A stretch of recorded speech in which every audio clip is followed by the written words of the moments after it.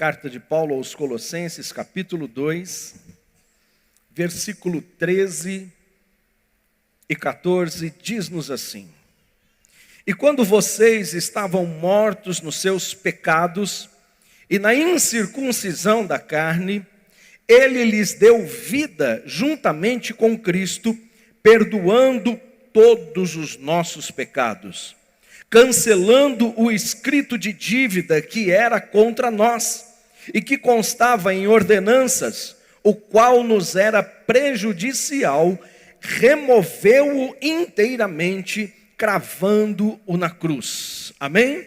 Feche os teus olhos. Pai, nós te bendizemos pelo dia que se chama hoje, pela hora que se chama agora. Estamos, conforme declaramos, prestes a receber a semente incorruptível da Tua palavra e sempre viva. Obrigado, Senhor, porque o Senhor nos trouxe até aqui. Para além de nossas vontades, para além do nosso compromisso com esta casa, o Teu Espírito nos trouxe aqui a ouvir aquilo que o Teu coração quer nos dizer. Por isso eu te rogo, ó Espírito Santo, fale tudo que Tu queiras falar através de mim e não me permita falar nada daquilo que o Senhor não aprove. Que a Tua igreja seja construída, edificada, fortalecida pelo poder da Tua palavra nesta noite. Assim nós oramos em nome de Jesus. Amém e amém. Pode assentar dando um glória a Deus e clamando: Senhor, fala comigo hoje. Você pode dizer isso: Senhor, fala comigo hoje. Diz esse texto que Ele lhes deu vida juntamente com Cristo. A palavra aqui é que Deus nos deu vida juntamente com Cristo, perdoando todos os nossos pecados. Na última sexta-feira foi comemorado o dia mais sagrado do judaísmo, que acontece há 10 dias do primeiro mês de cada ano novo. Em Israel já é ano novo, e o ano lá é 5.784. Eles começam o ano com jejum, com orações intensas e confissões dos pecados, especialmente nas sinagogas ou nos lugares de culto. O dia 10 comemorado é o Yom Kippur, o conhecido como o dia da expiação ou o dia do perdão. Para os judeus, então, esse é o dia da ressignificação de suas vidas. É o dia do recebimento, não da recompensa, mas do perdão imerecido. Pois confissões e atos de compromisso são feitos para um novo ano, expiado ou purificado, limpo de todas as maldades. Então, todo início de ano, por 10 dias, eles se comprometem, não apenas um único dia, mas por 10 dias. É como se nós fôssemos virar o ano daqui a pouco, daqui 10 dias, e então nós já estamos com esse entendimento. Nós precisamos mudar as nossas atitudes. E precisamos corresponder àquilo que nós temos de conhecimento de Deus. E para que o nosso ano seja abençoado, a gente precisa entrar nele limpo. Infelizmente, a cultura ocidental já não mais pensa dessa forma. A nossa virada de ano no Brasil, ela requer festas. Essas viradas de ano do mundo moderno requer, quem sabe, bagunça, quem sabe, bebidas, quem sabe se alegrar por causa de um copo de bebida alcoólica, ou então do ajuntamento de pessoas para uma festa que não seja um compromisso com Deus para um novo ano, um ano de bênção, um ano de paz, um ano sem culpa. Veja, em 1973, nesse feriado nacional, no dia do Yom Kippur, Israel sofre um dos piores ataques da sua história moderna. Em 1973, no dia 10 de outubro, Israel sofre, no dia do seu feriado nacional, no dia de Yom Kippur. Era o dia, só para os irmãos entenderem, antes desse dia do Yom Kippur, jejuns, confissões eram feitas religiosamente, intensamente, na súplica de perdão pelos pecados. No dia 10 em específico, antes das 18 horas, eles já acendiam as velas, anunciando o dia do Yom Kippur. E neste dia, mais uma vez, jejum intenso, oração e súplica. E ao final dele, que seria só no sábado, às 18 horas, no fim do Shabat, eles estariam celebrando. Aí as músicas eram diferentes, as festas, aí acontecia festa. Por quê? Porque o dia da expiação, o dia do perdão chegou, é verdade, e nós passamos por esses 10 dias e recebemos, essa era a fé, recebemos de Deus o perdão. Imagine vocês que exatamente, eu não sei qual o horário desse dia, se ainda no período das confissões, das orações, mas toda a nação de Israel em jejum e se confessando diante de Deus, de repente recebem os alarmes, as notícias, os gritos, os prantos de que Israel estava sendo invadida no seu pior ataque da história moderna. Havia uma coalizão entre o povo Egito, a Síria e Iraque. Israel estava sendo invadida e atacada covardemente em seu feriado nacional no dia do Yom Kippur por esses inimigos apoiados pela União Soviética e por Cuba. Coincidência, não? Que esses países signifiquem alguma coisa para nós, que nós não desejamos para o Brasil? A comandante Golda, não é Meir, deve ser Meir, ela contava com o apoio apenas dos Estados Unidos da América. As suas forças eram de 415 mil soldados contra 1.010.400 soldados inimigos. 1.500 tanques de guerra de Israel contra 4.500 do seu oponente. 3.000 blindados contra 3.500 do inimigo. 945 unidades de artilharia contra 1.920. Olha o tamanho do inimigo que invade Israel. 561 aeronaves contra 1.113 dos inimigos. 84 helicópteros de Israel contra 197 dos países árabes. 38 barcos contra 125 do inimigos. Era muita força bélica contrária a tudo aquilo que Israel tinha. Agora imagine vocês, um país inteiro sofrendo uma guerra logo no dia em que eles acreditavam que por causa da expiação dos pecados, tudo iria começar bem. Nós estamos há 10 dias nos consagrando, nos confessando, nos limpando das obras más. E vai dar certo, porque nós vamos entrar nesse dia, vamos passar pelo dia do perdão, pelo dia da ressignificação das nossas vidas, nós vamos passar bem. E é exatamente nesse dia que tudo começa a ser muito diferente.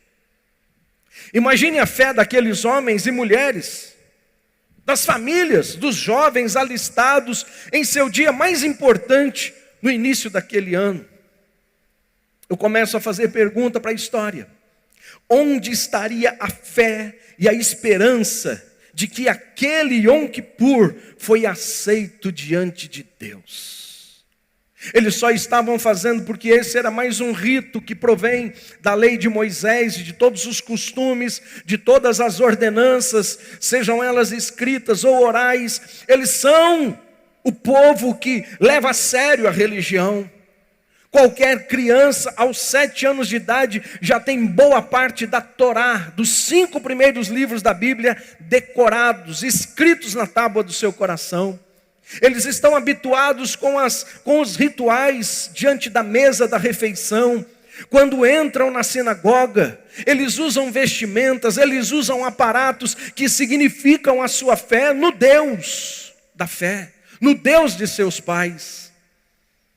Mas será que eles teriam fé e esperança naquele Yom Kippur, de que aquele Yom Kippur, aquele dia da expiação, foi aceito diante de Deus? Haveria esperança de triunfo na guerra?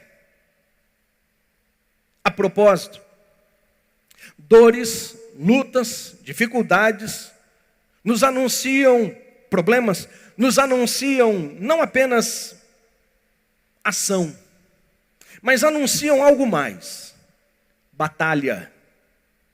E quando anuncia a batalha, todo crente tem que abrir um sorriso no rosto e dizer: se tem batalha, tem vitória. Não pode ser diferente. Isso não, qualquer coisa diferente disso não combina com servos e servas do Deus Altíssimo, cuja mão está estendida em favor de todos aqueles que temem o seu nome. Tem esse tipo de gente aqui? Pode dar um glória a Deus dizendo: sou eu essa pessoa? Então, meu irmão, se tiver problema, se tiver luta, se tiver dificuldade, é um anúncio de que tem batalha.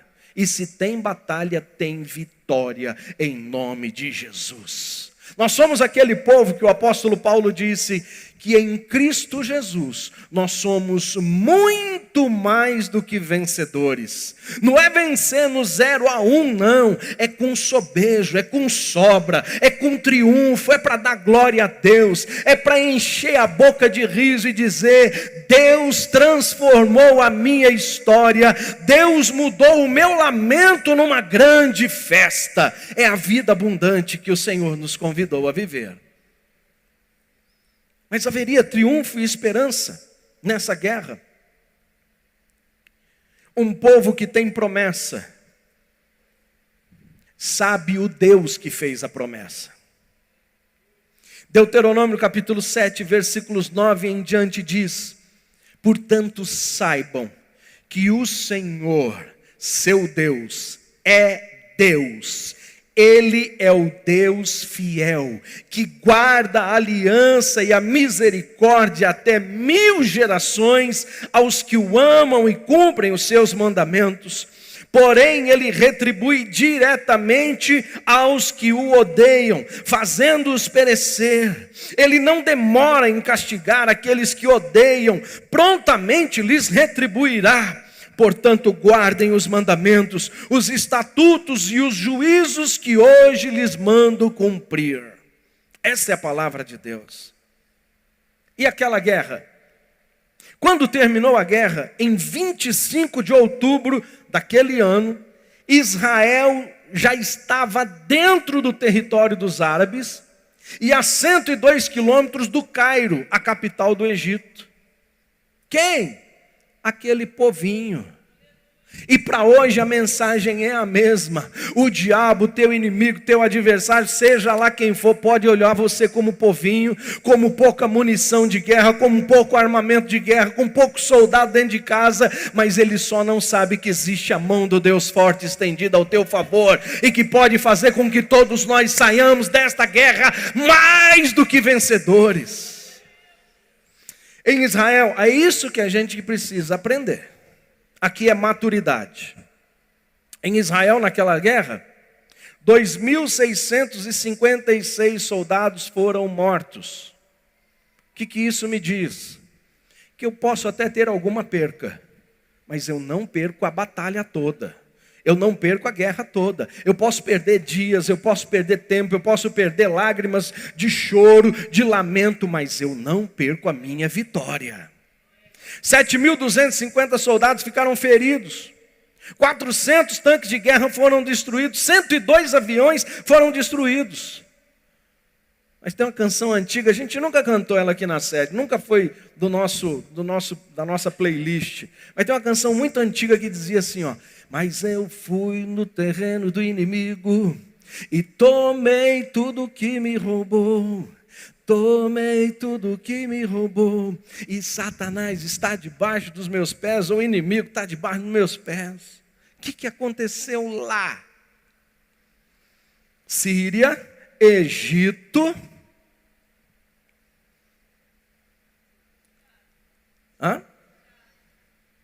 não entendi.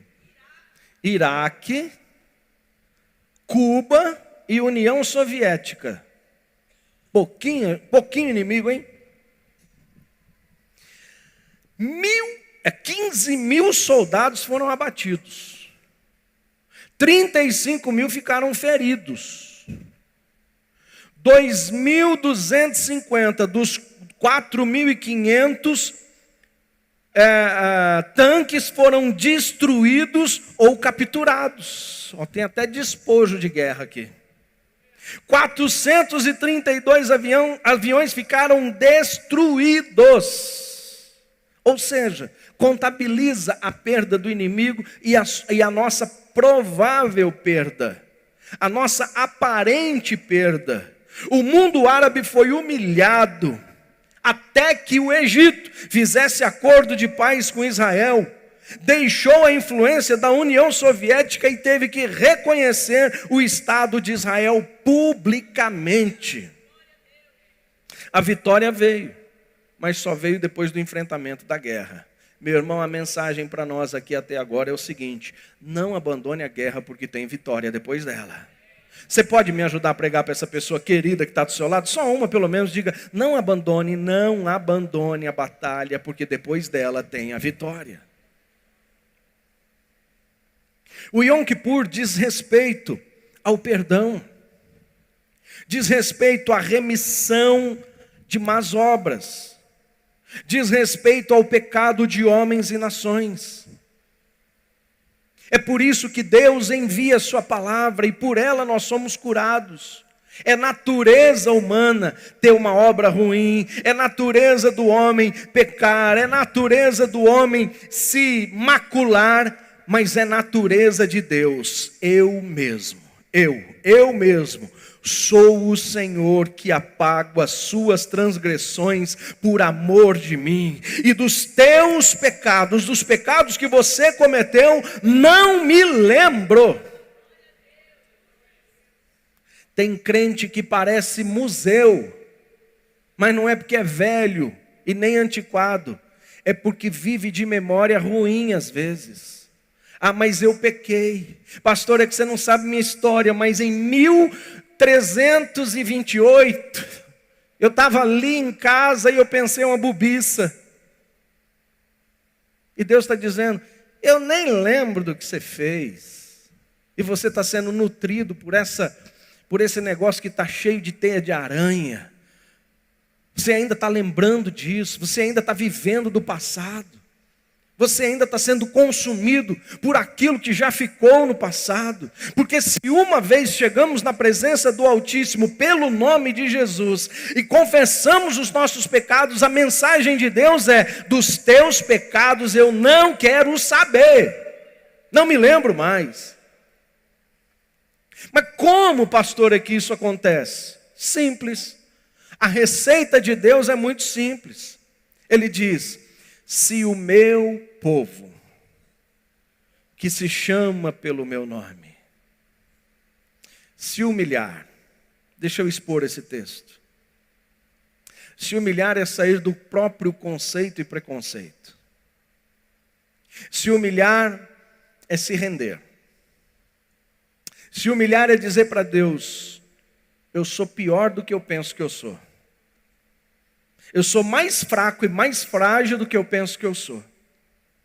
Contudo, Senhor, eu me achego a Ti pelo novo e vivo caminho chamado Jesus Cristo. O que Deus gosta? De verdade e sinceridade. O que Deus espera de nós? Soberba, arrogância. Oh Deus, eu mereço, hein? O quê? Oh Deus, eu fiz certinho. É igual os meninos, né? Na escola, traz o boletim para casa. Eu mereço sair do castigo. Por quê? Porque eu tirei nota boa. É como minha mãe me dizia: você não fez mais do que obrigação. Mais do que obrigação. E hoje, no tempo presente, esses nossos filhos não trabalham mais. Eu com 10 anos, cheguei com 9 anos de idade aqui em Rio Preto. Aos 10 anos eu já estava trabalhando. Trabalhava do lado de casa. A criançada de hoje... Deixa eu ficar quieto, senão eu vou expor demais os meus. Então Deus diz: se você se humilhar e orar. E na manhã de hoje eu falei um pouco sobre a oração que deve ser feita e a oração que não deve ser feita. A oração que deve ser feita é a oração sincera e verdadeira. É a oração baseada na palavra. Nós estamos em pleno mês de outubro e nós estamos orando a palavra e vamos avançar em nome de Jesus. Mas se nós não orarmos a palavra, a gente vai orar o nosso conceito. A gente vai orar o nosso tempo. A gente vai orar o nosso jeito. A gente vai orar de acordo com a nossa imaginação. E às vezes a gente deixa de lado aquilo que Deus tem para nós, que é muito mais além daquilo que você pede ou pensa, conforme o poder dele que opera na nossa vida. Quando a gente acha que tem uma imagem do futuro e essa imagem é muito boa, a imagem da nossa vitória é uma imagem muito boa, Deus intervém no coração humilde daquele que ora corretamente e diz assim: ei, psiu, eu é que sei que pensamento que tenho a respeito de vocês. Eu é que sei das coisas e eu dou glória a Deus, porque o meu Pai é Deus e o meu Deus é Pai, e com Ele ninguém pode quando Ele está agindo. É por isso que a palavra revela abertamente: agindo Deus, ninguém o impede. Então o Senhor diz: quando você se humilha, ora, e me busca, e se converte dos seus maus caminhos.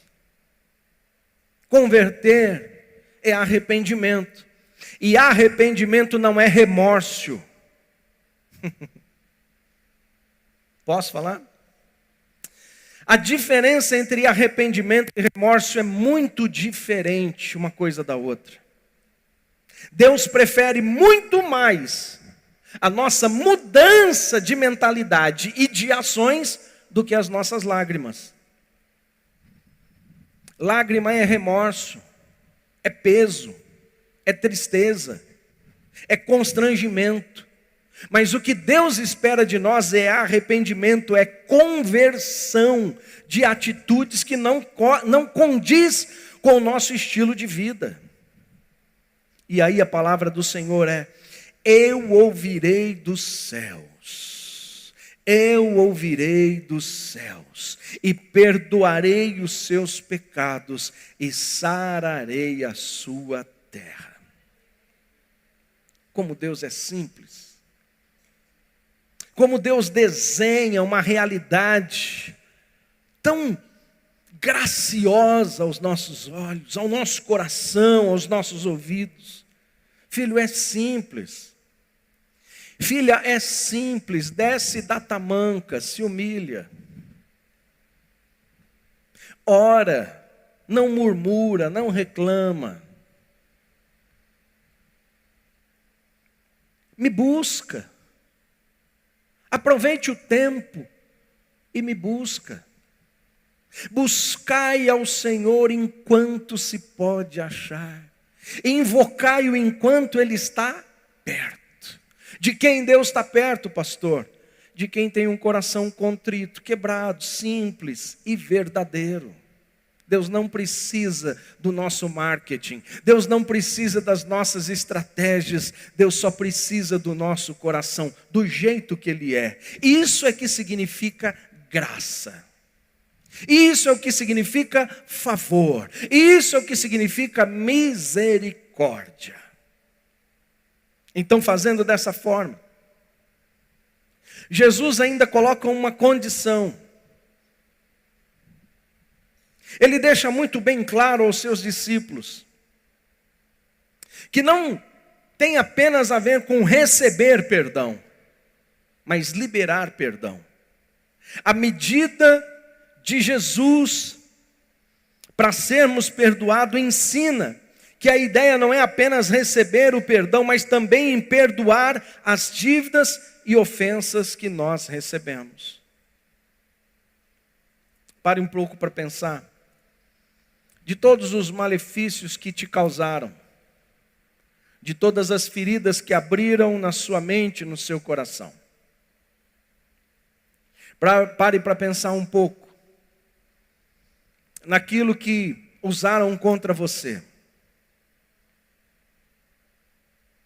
Pare para pensar um pouco em todas as palavras que você ouviu e que inconscientemente, mesmo que você não desejasse ou fizesse de propósito, você acabou armazenando na sua alma e no seu espírito mágoas, como raízes profundas, manchas profundas na sua existência. E ainda que a gente diga, eu perdoei, tive que perdoar. Sempre existe um porém. Sempre existe uma questão de pé atrás. E o que Jesus está dizendo é que nós alcançaremos o perdão, a expiação, à medida que nós liberamos perdão. Dá para facilitar bem a liberação do perdão. É chegar alguém e dizer assim: eu preciso do seu perdão, porque eu guardei mágoas contra você. Porque, na verdade, a nossa justiça opera ao contrário. Eu chegaria em quem me causou mal e diria assim: eu libero perdão para você, sem que a pessoa tenha pedido. Mas, na verdade, o magoado sou eu, o marcado sou eu. Quem carrega esse peso sou eu. Quem carrega esta ofensa sou eu. E o jeito certo de fazer é: eu preciso que você me perdoe, porque eu guardo mágoas profundas contra você.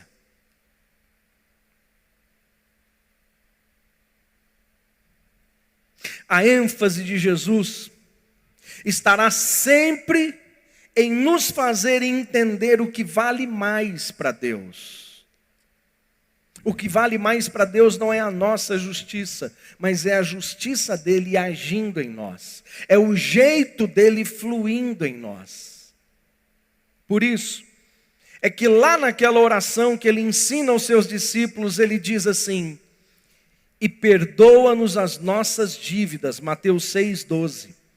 Assim, do mesmo jeito, da mesma medida e intensidade que nós também perdoamos aos nossos devedores. Então Pedro perguntou para Jesus: quanto eu tenho que fazer isso? 7 vezes eu tenho que perdoar? E a palavra que Pedro usa é meu irmão, não é meu inimigo. Eu consigo enxergar um cenário bem próximo e bem parecido com o nosso. Meu irmão chamado esposo, minha irmã chamada esposa. Quantas vezes eu tenho que perdoá-la? Ele está interessado em saber a quantidade, mas Deus quer revelar a qualidade do perdão. Então, Mateus capítulo 18, eu gostaria que você pegasse a sua Bíblia. Nós vamos ler alguns versículos. Você não está lendo a Bíblia em casa, nós vamos ler na igreja.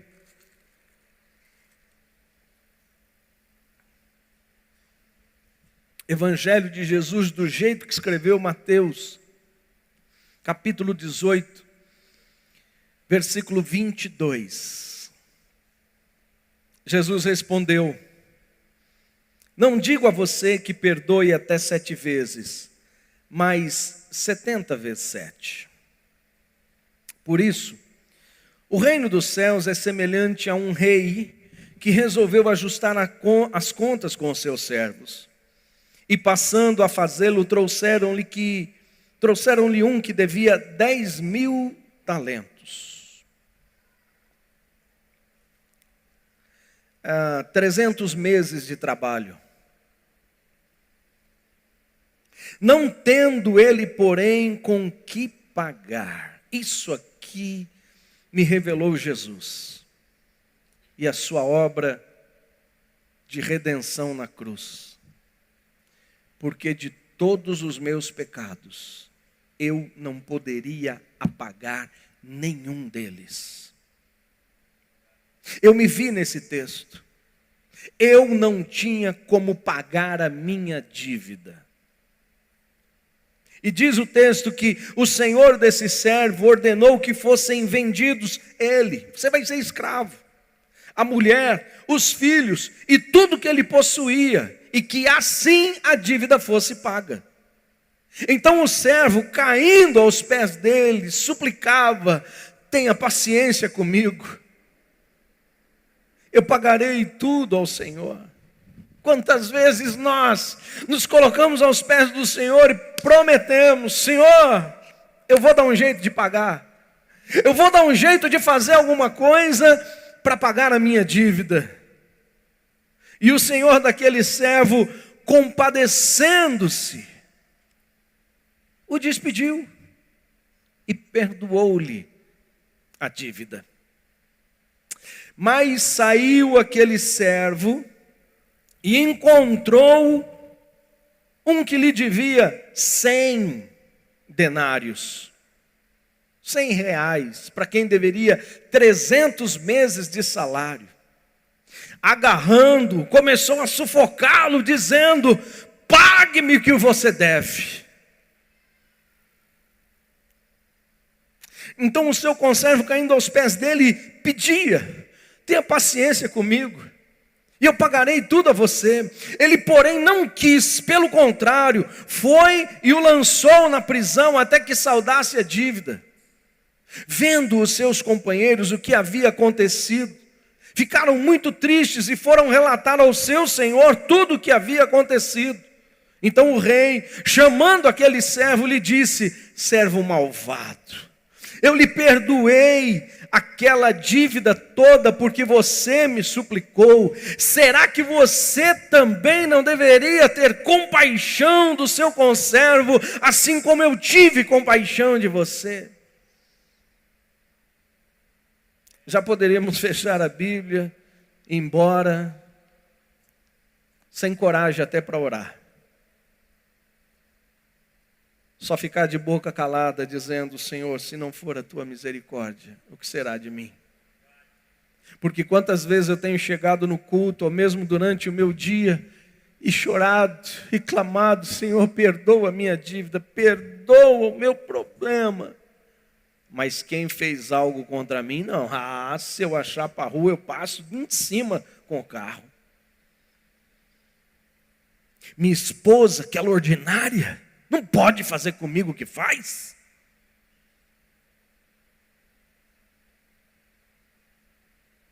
Em casa a gente tenta ser bem crente. E um dia desse, eu, na verdade, ranhetei com a minha esposa. Eu ainda não tenho habilidade de conviver com pessoas que aparentemente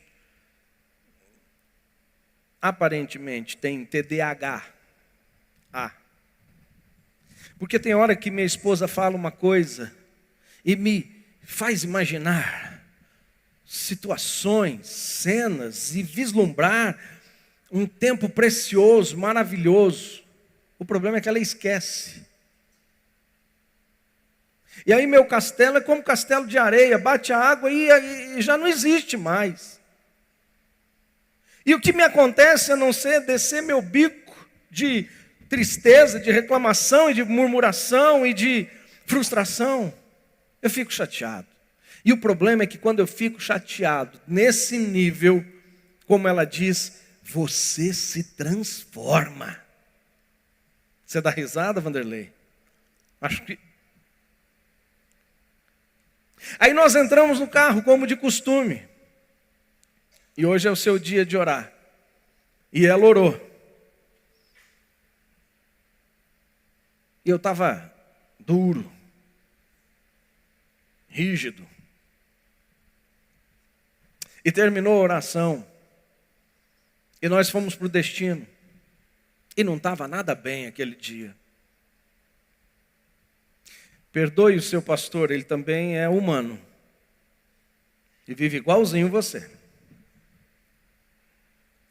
Até que o dia permitisse uma troca de conversa mais próxima. Não aquela de pode pegar, vai, ok. Não, aquela de tá bom, vamos acertar os nossos pontos. Aí eu disse para ela, sabe a oração? Percebeu que no final dela eu não disse amém? Ela, percebi. Pois bem, saiba que a sua oração estava interrompida diante de Deus. Eu achei que eu ia ganhar. Que dó. E ela disse assim, pois saiba você que o Espírito Santo me mandou orar. Peguei a minha razão, enfiei nos bolsos e baixei a cabeça. Então eu me lembro do que Jesus ensina. Será que você não pode ter compaixão e perdoar da mesma maneira que eu te perdoo? Ah, mas Deus, eu tinha razão. Onde já se viu fazer o que ela fez? Como é que pode? Isso não é justo. Perdoa. É mais fácil perdoar do que levar um dia de nariz virado um para o outro. É mais fácil botar a mão no pescoço e falar, eu aperto, mas não aperto. Você me machucou, você podia ter feito diferente, mas eu te perdoo. Do que guardar um dia inteiro de rancor. Vai por mim, pastor Bruno, a gente sofre menos. A questão de Jesus para Pedro não era o quanto perdoar, mas como perdoar. Esse então é o conselho do apóstolo Paulo aos Efésios. Ele diz, entre vocês, irmãos, sejam bondosos, capítulo 4, versículo 32 aos Efésios, sejam bondosos e compassivos uns para com os outros, perdoando uns aos outros como também Deus, em Cristo, perdoou vocês. Lembra que eu falo sempre que eu gosto de olhar o texto com olhos críticos? Deus está mostrando para mim aqui, o Espírito Santo está revelando para mim aqui, algo que eu tenho que fazer entre nós aqui. Ser bondoso e compassivo, fruto de quem tem o Espírito. Uns para com os outros, mesmo que não seja fácil. Perdoando-nos uns aos outros como Deus, por causa de Cristo, me perdoou.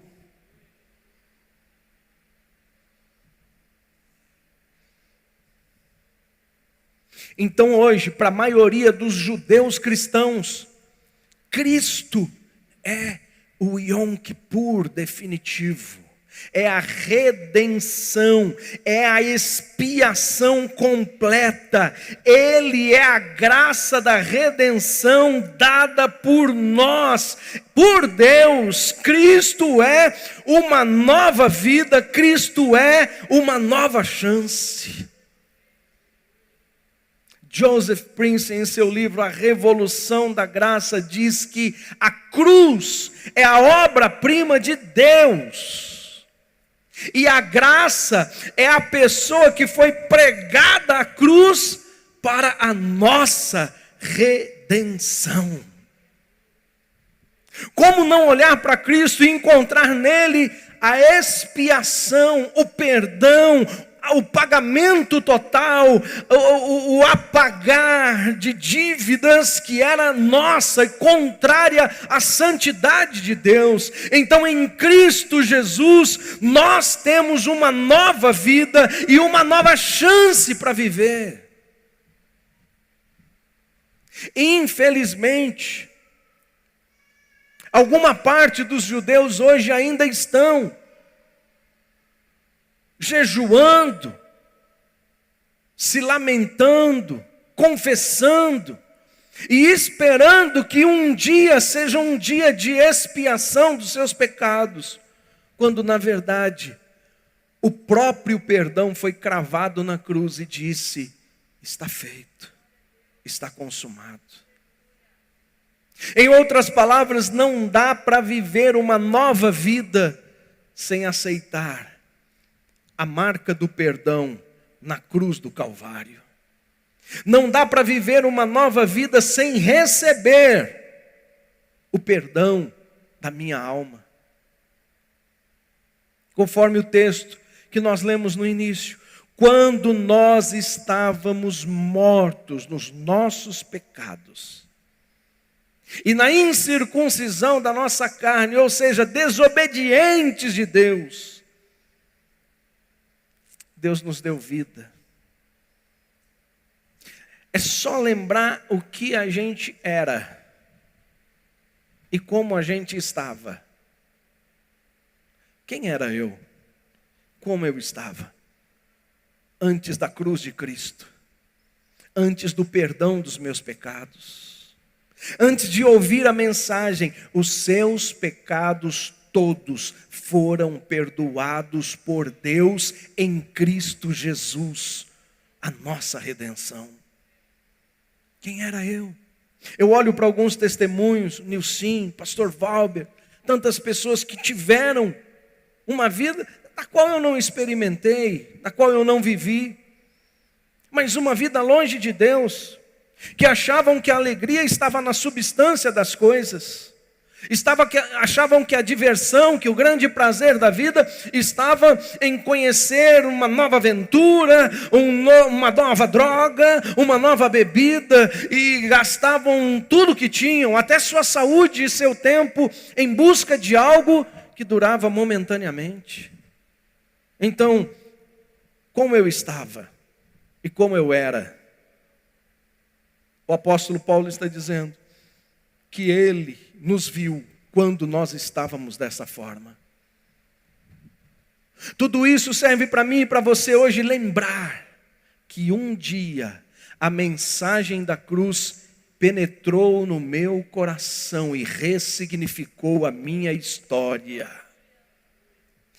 Ele perdoou todos os nossos pecados, toda a nossa velha vida, tudo aquilo que nós éramos, tudo aquilo que nós fazíamos, foi perdoado e cravado na cruz. Deus cravou. E o que eu mais gosto de entender é que nós estamos cheios de argumentos contrários contra muita gente, e às vezes até contra nós mesmos. Ei, não esquece, você pisou na bola com a tua esposa. Ei, não esquece que você pisou na bola contra o teu esposo, contra os teus filhos, você foi violento lá, cara. Tem uma nota promissória contrária. Quantos quilos de droga você usou, quantas bebidas você bebeu, quantas noites de adultério você cometeu, de prostituição, de fornicação e de pornografia. Tem documento, hein? Tem histórico no computador que é contrário à sua vida. Tem coisas que estão aí vivas e latentes contra você, hein? É Satanás usando esse documento que é contrário à sua vida, dizendo: baixa o facho porque você não é ninguém, hein? Sim.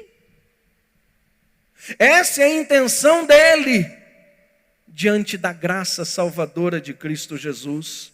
Mas basta um bom crente, um bom cristão, se atribuir da palavra de Deus e dizer: ô diabo, você esqueceu que ele cancelou o escrito de dívida que era contrário a mim e removeu da minha vida e cravou na cruz de Cristo, e por causa de Cristo eu sou salvo e redimido. Fica em pé no teu lugar, em nome de Jesus. Queridos, nós precisamos ter uma nova mentalidade para viver uma nova vida. Nós precisamos ter uma nova